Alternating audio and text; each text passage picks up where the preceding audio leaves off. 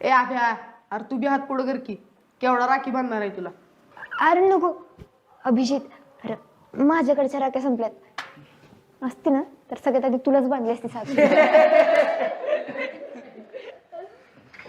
होय ग, त्याला राखी बांधायची नाही म्हणून राख्या संपल्यात का संपल्यात?